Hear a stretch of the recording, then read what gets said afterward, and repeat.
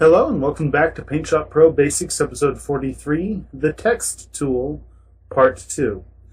Last time I went over the general text tool options available to you. This time I want to go over the vector specific information. As I told you in the first tutorial, that text by default is created as a vector. However, that's only while you're editing it. This is kind of a fun little fact. If I go ahead and click on my board and bring up my text entry box, and I start typing, currently my text is a vector. When I hit apply, or the little green check mark up here, that may not always be the case. Whether or not it remains a vector is up to this option right over here, create as. Right now I have it set to vector, and by default it should be set to vector. What's really nice about this is that when it's set to vector, your text will remain a vector when you hit apply. Why is that so great? Because if you have your text tool selected, you hover over vector text, you'll notice that your icon turns into crosshairs with a bracketed A. Go ahead and click on it. It'll bring your text box back, and you can edit your text all over again, should you ever decide to do so. Sorry. So keeping it as a vector is awesome. But you'll also notice that after I've accepted the initial creation, create as is no longer available. So you can only use that option when you first create the text. I'm going to go ahead and apply and create a new text. Create as is available again. Let's go over the next two options available to us. First, there's selection. Selection's a pretty simple one. You type in your text, and when you hit OK, what's going to happen is it's going to delete your text, and then, well, no. First, it's going to select your text, then it's going to delete the text, leaving only the selection behind. Now this is a raster selection, so what's really nice about this is you can actually apply raster effects to it. I go to my effects, I go to 3D effects, go to drop shadow. It's not going to work, is it? Well, fine, never mind. It doesn't matter. You can apply effects to the selection and have fun with it. I don't ever use it, so it's got a very limited use, essentially. Your next option, and if I undo that, under Create As, is floating. Floating does almost the exact same thing that selection does, except it does not delete your text. So if I go ahead and I go, hello world, if I could spell today, I would. Oh, wow. That's just nasty. Create as floating, hit OK. Now you'll notice our text stayed and it's currently selected. You'll also notice that if I come right over here to my layers palette, I've got this new floating selection layer. This is a temporary layer that represents whatever you have selected. If I use the Move tool, I can move this anywhere I want. Otherwise, I can either promote it to its own layer, or I can merge it with the layer beneath it. Those are my two options. It's raster information, so it's bitmapped. It's nothing but pixels. If I resize it, it's going to get distorted. It's going to look nasty. It's not the best option in the world, but it's there if you want it. The reason I keep this as vector, other than being able to edit my text, is that vectors never lose quality when you resize them. That's because vectors are done using mathematics, and every time you resize, it redraws. So you're not stuck with anything. Vectors give you the ultimate flexibility. What's also nice is that vectors can create selections, and vectors can create raster objects. So there's no need to default the creation of your text to a selection or a raster, because you can do that later and have or will maintain flexibility with your text. So I always keep that as create as vector, and that's usually the best option. The next thing I want to go over are stroke and fill. I'm going to come in here I'm going to edit the text. I'm going to do an Arial. Okay. It's thicker. You can see this a little bit better. I'm going to bold it as well. Stroke and fill refer to the two properties that all vectors have. The stroke is the outline. So if I were to reverse my colors, you can see I have a nice outline using black, and then it's filled on the inside using white. It creates a nice little hollow effect on this particular image. I can also turn off either of the two colors.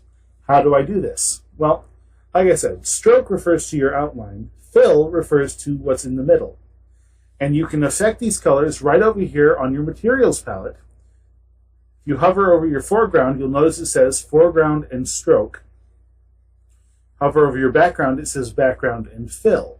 So your foreground is your stroke color, your background is your fill color, and that's pretty much all there is to it. Now, you can use gradients, and you can use patterns, and you can use textures.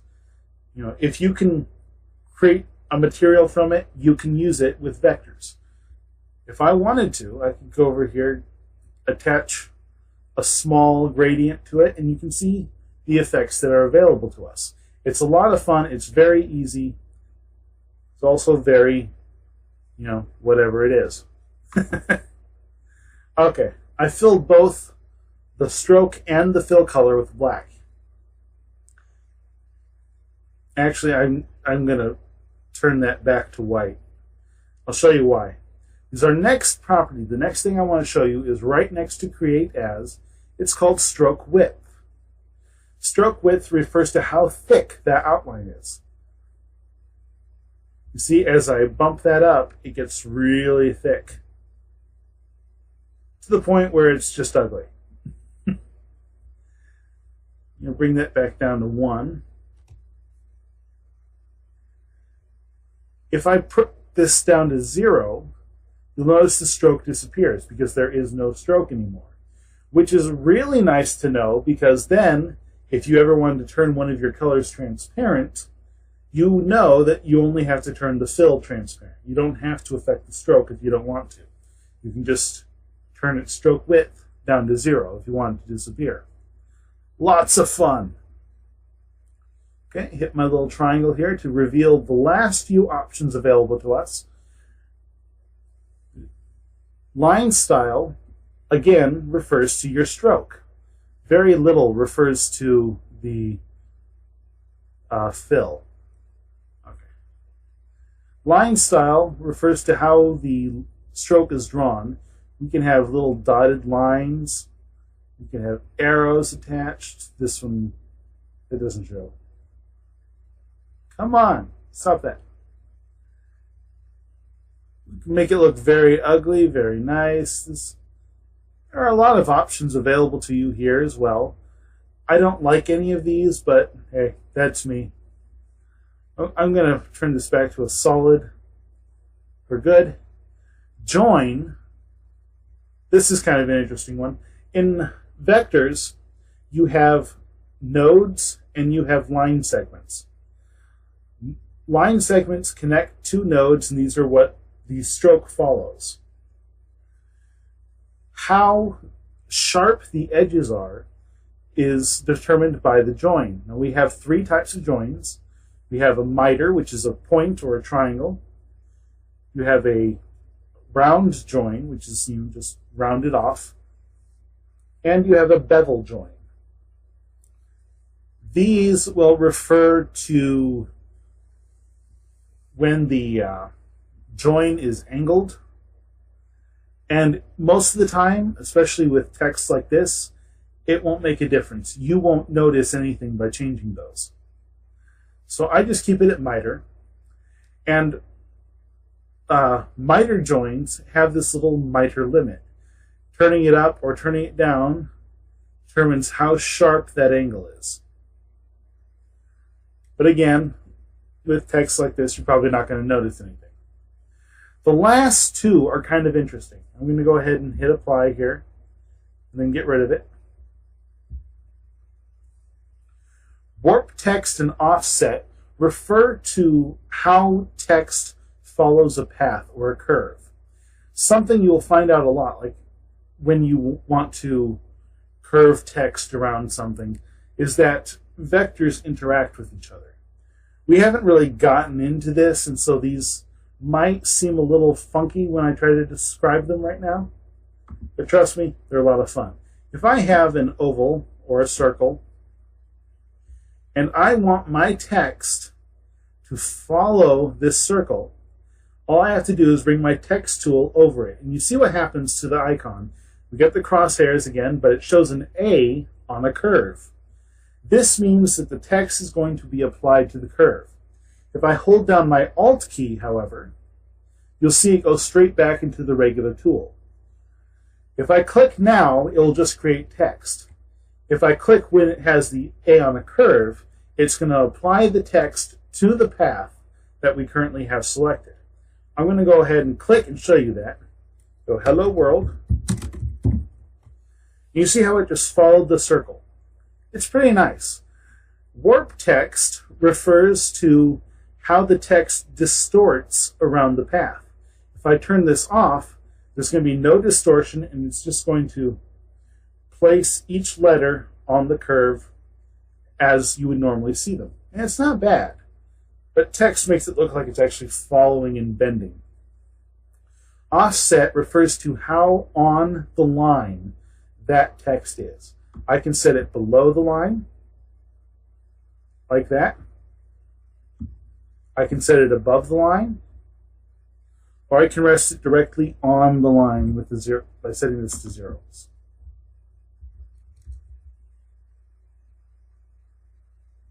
Simple. And those, believe it or not, are your vector options. I'm going to leave you there. Hello and welcome to PaintShop.